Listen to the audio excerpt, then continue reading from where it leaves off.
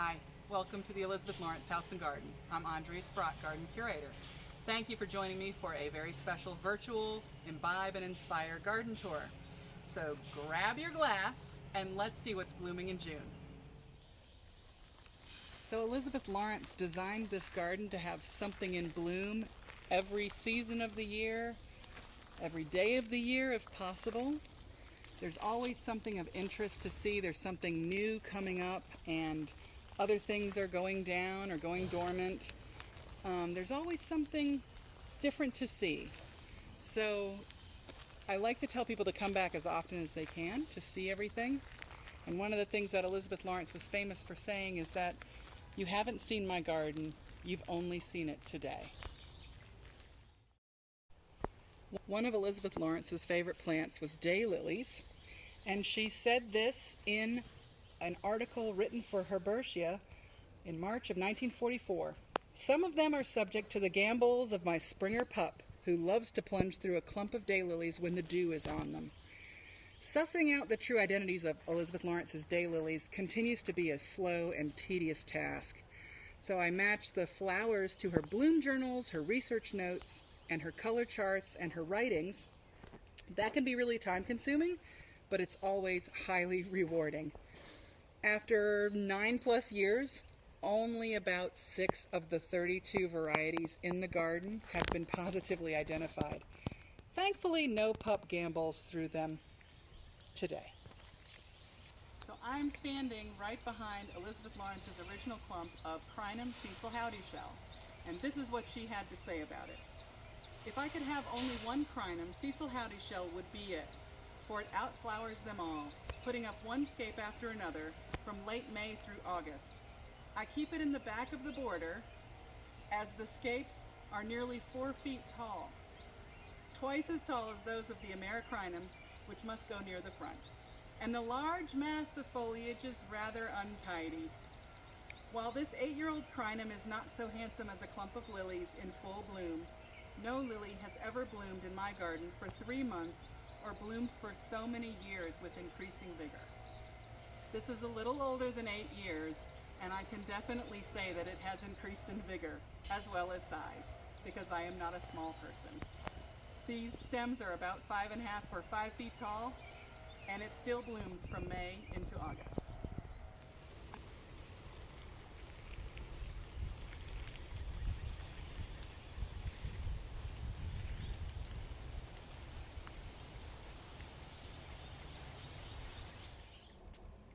Aesculus parviflorum, the bottlebrush buckeye, is a native shrub with handsome palmate leaves.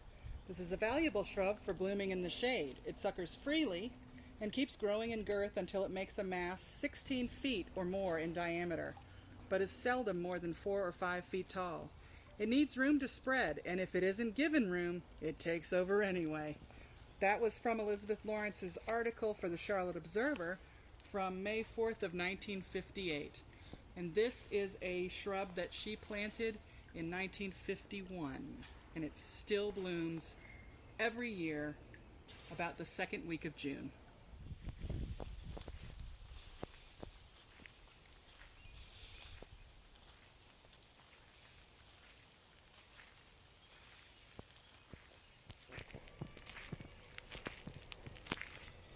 This gorgeous tree is a Chinese evergreen dogwood.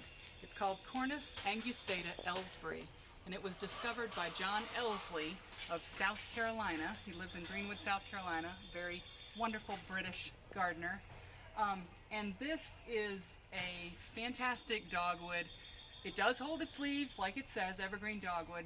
I love it because it blooms later than our native dogwood, so it sort of extends that season. It can take full sun, and actually the more sun you give it, the better it blooms. It is a very long bloomer. All the bracts come out green, and then just week after week they're a little bit lighter and a little bit lighter, and then it ends up kind of like, I always say that it ends up looking like fondant icing on a cake. It's just gorgeous, and I love it. And Elizabeth Lawrence actually grew a Chinese evergreen dogwood in the 50s in this garden. So it's not exactly a new plant, but this cultivar is.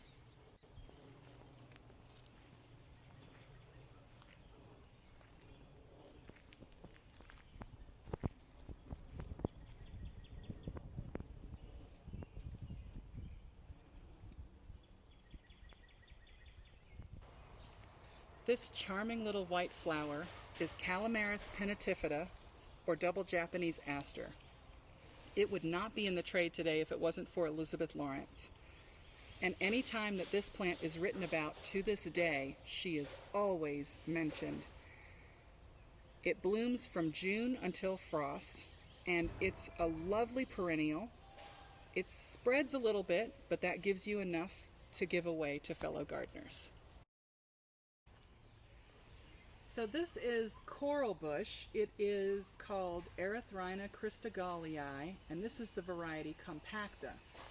Elizabeth Lawrence planted it in 1950, and she said this about it in her book, A Southern Garden. Here it is killed back to the ground in winter, but the strong shoots that come up very late in the spring grow rapidly into a wide spreading bush 6 or 8 feet in height and as much through. Even as a shrub, it is a very gorgeous affair, with smooth oval leaflets of a cool gray-green and long terminal racemes of enormous pea-shaped flowers of nopal red. And this pairs perfectly with the Erythrina christogalii compacta. This is a dwarf bush cherry that came to Elizabeth Lawrence from Caroline Dorman of Louisiana, and Elizabeth Lawrence planted this in October of 1957. It makes little cherries that are indeed edible. Most of them are left for the birds, and they are very happy to have them. From an article that Elizabeth Lawrence wrote late in her life called Brothers of the Spade. I belong to that great fraternity whose members garden for love. They are called Brothers of the Spade. Some own estates, some are directors of botanic gardens, and some have only small backyards. Though the Brothers of the Spade may be professional gardeners, or nurserymen, or old ladies who sell flowers through the mail, they are all amateurs in the true sense of the word. They garden for love. They keep in cultivation many a valuable plant that would otherwise be lost. Among them, they preserve a reservoir of plants that could never be collected in any one place, even an institution. For the preservation of plants depends upon individual effort, and it is only in private gardens, in lonely farmyards, or around deserted houses that certain plants, no longer in the trade, are still to be found. And also in Elizabeth Lawrence's garden. Thank you so much for joining me. I hope you've been inspired, and come see us soon in the gardens.